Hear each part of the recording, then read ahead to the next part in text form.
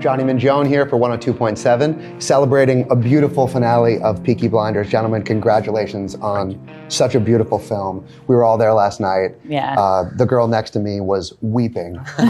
Tissues, snot, the whole thing. You weren't supposed to tell him that. I wanted to start off, Stephen, you told a story that took my breath away last night, that one of the scenes in this film was inspired by your mother, who was a factory worker and almost, well, yeah, I don't want to give away your story. If you could tell that beautiful story. It's always been in the family. My mum worked in the BSA, which is Birmingham Small Arms, which was a big munitions factory in Birmingham. And she would be putting explosives into artillery shells. And obviously it was a target for the German Air Force. And one night there was a direct hit, but on that night she wasn't there because my older brother wasn't well, so she didn't go in. So that's always been the story. So I wanted to start it with that. So is that something, I mean, that, when you said that last night, it took my breath away, just because if your brother wasn't sick, she would have been there. Is that a story that you've been wanting to tell and put on film for your whole life, or is that? It's a bit like the whole of Peaky, because I was told stories from my parents about their lives in Small Heath in the 20s. And they were kids when they experienced it, and I was a kid when I was told the stories. So it's a sort of double mythology to it. And I always thought from, I think the middle 80s is when I first started to want to tell this story. And that's sort of part of the whole, the story of the family and their relationship with the city of Birmingham. Well, you obviously did it justice, and that scene took everybody's breath away in the audience. And so was that before, were you alive then? When your mum didn't go to No, because that was 1940. So you wouldn't. So if you'd gone to work that day. Yeah, exactly. Yeah. Oh yeah, I would. Oh my goodness, we wouldn't have Peaky Blinders. That's the important stuff. Bringing that up to date, how is it when it's in theatres for people in Birmingham in the UK now? Because you've got this longer run than I've remembered anything being from theatres to going to Netflix, which is great because more people get to experience it. But you paid special attention to having it premiere at a theatre in Birmingham for locals to take it in now. How was that? The premiere was in Birmingham, and that opening night was quite breathtaking and a lot of emotion. And it's just great that it's come home. And we shot the film largely in Birmingham, locations in Birmingham. And there's a particular cinema that's showing it that they're doing 4 screenings a day starting at 8 a.m. Wow. And every single seat is booked. Was it important to get that amount of time to have it in theatres? Because having seen it yesterday on a big screen, it is a different perspective. But it's not just seeing it on the big screen. I think it's the camaraderie that people feel. Because when you think about Peaky Blinders, a lot of it was built through social media. It kind of started as a cult thing. I know from my friends from back in the UK, it was on the BBC. People were talking about it. Now it's obviously much bigger, but there is that sense of being with other fans that you get in a theatre that you're not going to get from the couch. Which is absolutely one of the main reasons we wanted to do it, so that our fans have been amazing over the years, and they made this thing happen, and we wanted them to be able to experience it together in the same place. They've always communicated virtually, now they can actually do it. And the attendance at theatres, not just in Birmingham, not just in the UK, has been phenomenal. And we know how it's doing, and it's incredible. So people do want to go and be together. Yeah, this is definitely a movie that you want to see in the theaters because it is so grand and so epic. I'm Megan Holiday. I'm from the world famous K-Rock in Los Angeles. So how long has this story for the Immortal Man kind of been swirling around in your head? And why now? Why is now the time to do this project? I've, from the very beginning, wanted to end this in the Second World War. So it's a story that starts at the end of the First World War and ends at the beginning of the Second World War. And I always wanted to end it with a movie. And I was shown something I've forgotten, which is a clip of me saying at the end of the first series, BBC Two, not that many people watching, saying very confidently, I'm going to take this to the Second World War and it's going to be a movie. And that was a very bold prediction, but here we are. So the story itself I didn't have then, and only when we embarked on the project of doing the movie did I start to do some research into what an untold story, which is the currency thing that I wanted to get in. Yes, that I know. And that is such a cool thing too, because is it true that Peaky Blinders really started because your parents had told you stories of these real life, gangs and all that stuff. Yeah. So now for you to incorporate, the story with your own mother and then also this currency, I feel like you're teaching us things about history that we don't know about. So thank you for that. Peaky Blinders makes you more intelligent. It does. Good for the brain, Yeah, exactly. And you two working together, how do you feel like, Tom was able to help make your vision come to life in the way that you wanted it to? Well, the truth is that Tom worked on the first series, and every series after that, when we started the process of making it, the first question would be, can we get Tom back? Yeah. And every time he was busy, but this time this time he wasn't. So that was fantastic. He was the person that we wanted. Love it. Well, it's such an epic movie. How did you guys feel like scale-wise? What could you do with the movie that you felt you couldn't do with the series? Get Tom for a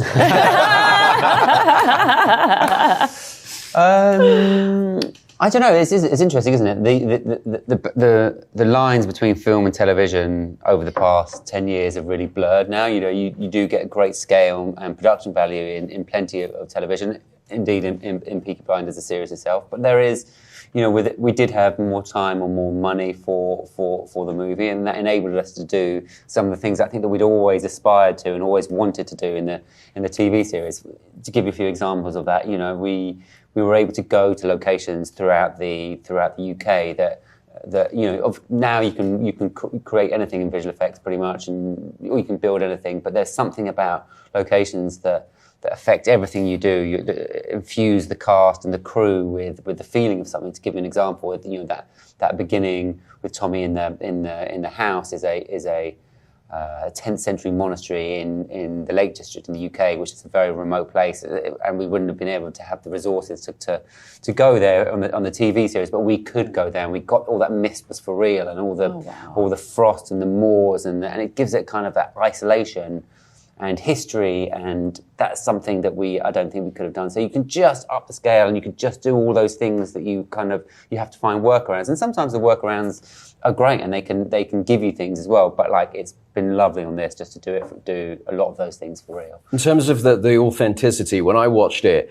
it kind of looks like an old World War movie in terms of the way that it's been shot, but with a modern spin. So you've made it authentic in terms of it happened in the era when it's set around World War II, just in the way that it's filmed. But also there is obviously modern technology that you've combined with that as well for the look and feel of it, I thought. Yeah, I mean, almost all of it is done for real. All the explosions are real. All the tunneling is done for real. There's just a few wide shots where obviously Birmingham, the Blitz is a hard thing to do for real. Right. So there are a few sort of landscapes or backgrounds that are visual effects, but really, we did it all for real. I wanted to ask about that because there are so many explosions in this movie. I was like, were there a lot of injuries on set? Because the amount of action sequences with explosions, insane that was all real. No. The excellent stunt team and special effects team who just took their time and did it safely, and it's great. But to their immense credit, the actors did a lot of it as well. There was very limited work with stunt doubles. Cillian, for example, walking in the tunnel with the bricks collapsing on him, that's him. That was him. The fighting in the mud is all the actors. The mud and the pig. Yeah, the pig poop. I was going to say, the pig poop is real. That's what you're telling me. It's genuine real pigs and real poop. And a lot of it at that, yeah. I wanted to ask about the pig poop. Since we're here, let's... Anybody who hasn't seen the film will be thinking, what? I know, but then they're really going to want to watch it. Insert a quick clip. So now, as filmmakers, though, with that sequence, how many takes is that? Because if you don't get it in the first take, they have to go shower, redress, all of that. How many takes did did you have to shoot that? It was quite a lot of takes. Oh yeah. Yeah. How many? We tried to do it chronologically. I mean, we shot it over 2 days, so that's quite a lot of time. But we shot it. We tried to. We went chronologically through. So we do one setup and take it to there, and then we do the next setup. So we would always pick up from continuity-wise. We try and do as much before they got completely caked, and then they would go shower, and then we do it all again. And do you lie to the actors? Because you've got A-list talent here who you've got to make the movie. They're not real pigs. And you kind of downplay, there's just a little fight, and there might be some mud, and you don't kind of tell them exactly what they're going into. When you can see the pigs doing what they were doing in the mud, there's no lying. But this was day 1 and day 2. Oh, come on. Okay, right. Yeah. That's a fun day 1 and day 2. Yeah. Welcome, everyone. You say that joking, but there was something about it. Like, I think people were serious about this movie. People knew that it was going to take a commitment, and they really threw themselves into it. Like, of course, it wasn't pleasant, and it took an endurance, and it took some real uncomfortable, unpleasant days, but we knew that we wanted to do this and push it as far as we could, and if that meant getting in the mud and rolling around in the pig shit, they were up for it. You're talking about the first scene that you shot. Now let's talk about the last scene that Cillian shot. You were talking about this last night. There was a moment where he broke down when he was walking through the hall. I won't give away the spoiler, but you don't really see him weep too much in the series, and this was a big moment, and you said that it was his last scene shooting Peaky Blinders, correct? Actually, the one in the hallway wasn't. There was the one where the one on the moors where he gets out the car. Did you feel like the emotion of his last scene added to the emotion of the character? I don't know. I mean, maybe, but I think that Cillian is right. He's a very interesting actor, of course, but like he was so in the energy of the character, and I think it's just he knows that character so well, and so much of himself is wrapped up in it. Of course, it's Tommy Shelby, but it's Cillian's Tommy Shelby, And I think that it's a very powerful moment. And yes, I'm going to say yes. Actually, I think so, but I don't know that how. It's one of my favourite moments in the film, and I think it's just, he's just a well of restraint, and there's so much going on behind the eyes, and it means that when you do, he's so restrained so much, but he can see the intelligence and the thinking going on behind it. But it means that when you do get some emotion like that, it's very impactful because he's so sparing with it. What was maybe one of your favorite days of shooting? I mean, you were working with some of the greatest talent in the world, and whether it's something that's in the movie or something that maybe happened off of the camera, did you have a favorite moment? Apart from the pigs and the mud. The most over epic. 2 days. Yeah. I mean, I was there for shooting judiciously. I wasn't there all the time. I went specifically for the scene with Tommy riding the black horse through the streets of Birmingham, which I thought was amazing. So beautiful. That gave me chills. Yeah. It was symbolic. Yeah. You see the townspeople, everybody's like, oh.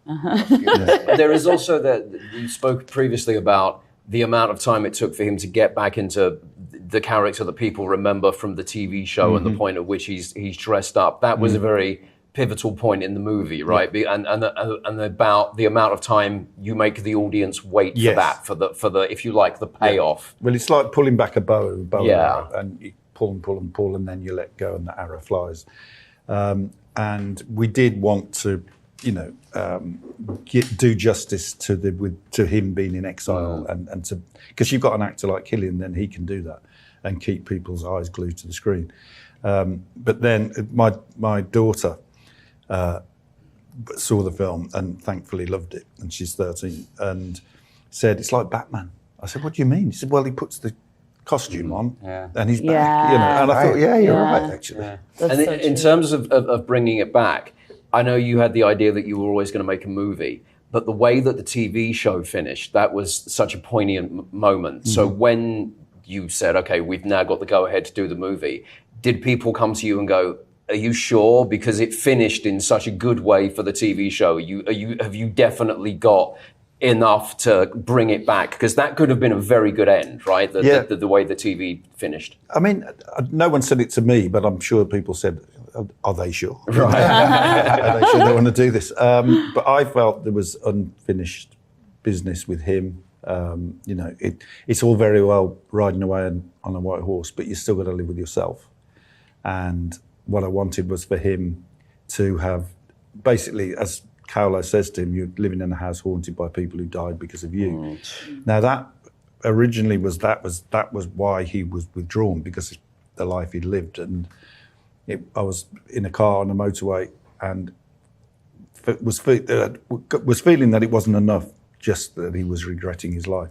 And that's when I thought, well, maybe he did something that he can't forgive himself for. So, I don't know, spoilers, but yeah, he's done something regarding his family that he can't forgive himself for. What do you want people to walk away from this movie with? What's your hope? Yeah. I think that's the desire to see it again. Desire to watch it on Netflix. Right. Desire to tell people to go and see it. No, I mean, you know, you're putting on a show. I mean, we're putting on a show. We want people to feel and laugh sometimes and cry and feel the emotion. And that's it, isn't it? That is really what you want. Is just like to be taken on an emotional journey, and that's And maybe, exactly. Watch it in the cinema and then go and watch it on Netflix and then watch the whole series all over again. Yeah, I wonder how many people will do that kind of back to front, because you've said you don't need to have watched the TV show to enjoy the movie, which is true. But do you think people will go see the movie and then go, oh, yeah, Peaky Blinders, there's all these seasons, I'm going to start, you know? I think if you loved the film, it would be difficult not to do that, actually. You probably would want to go back and see it all over again and see how much younger they all look when it all... That's amazing. I know, but you guys actually had to make Cillian look older than he actually looks. Yes. He still looks amazing. It's wild. Yeah. And that was Cillian's choice, wasn't it?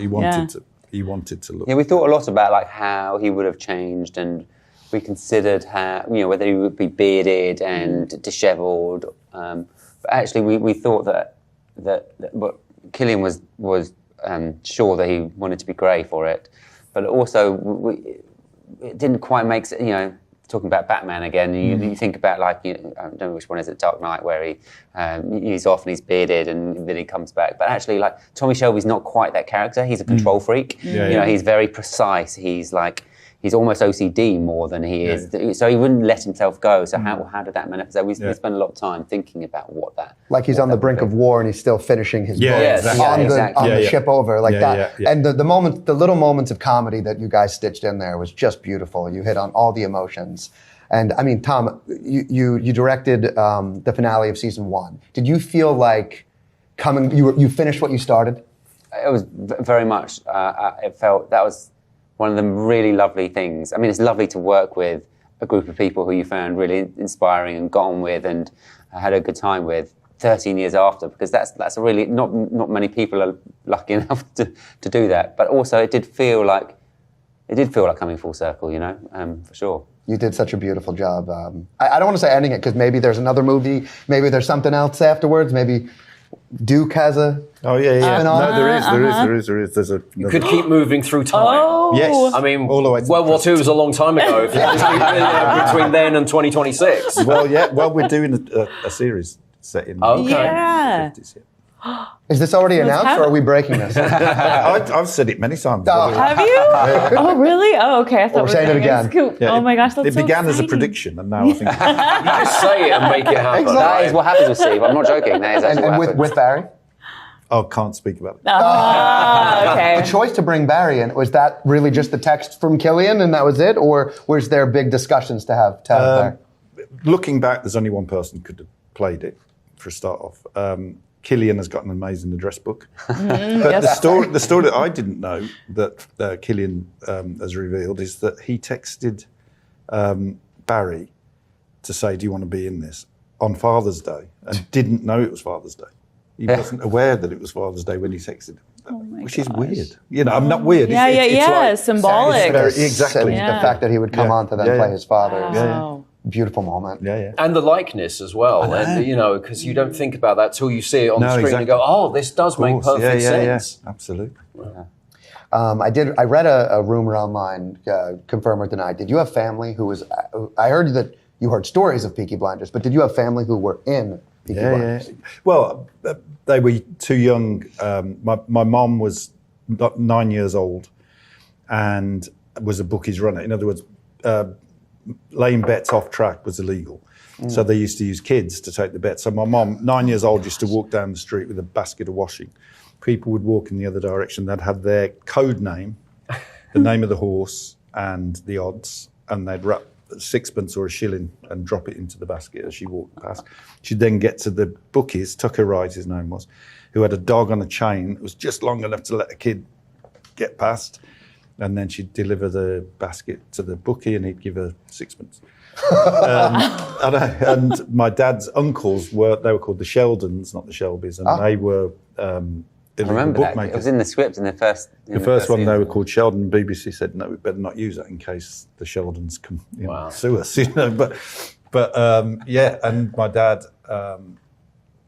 The story that really made me want to do it was his dad gave him a bet to go and play. So he ran that through the streets barefoot, knocks on the door opens, waft of cigarette smoke and whiskey. And he goes in, the 7 men round a round table similar to this, immaculately dressed with the caps and the razor blades. The table is covered in coins because they've taken the bet. And they're drinking whiskey and beer out of jam jars because they wouldn't spend any of that money on something as mundane as a glass or a cup. Wow. You know, but your suit. Everything. But the suit was immaculate. And that image made me think, I've got to do this. Wow. So you've had this living inside of you your whole life. Yeah. So beautiful. Thank you for sharing that with me. Enjoy that video? See more interviews, more performances, and more of your favorite artists by subscribing and downloading the free Audacy app.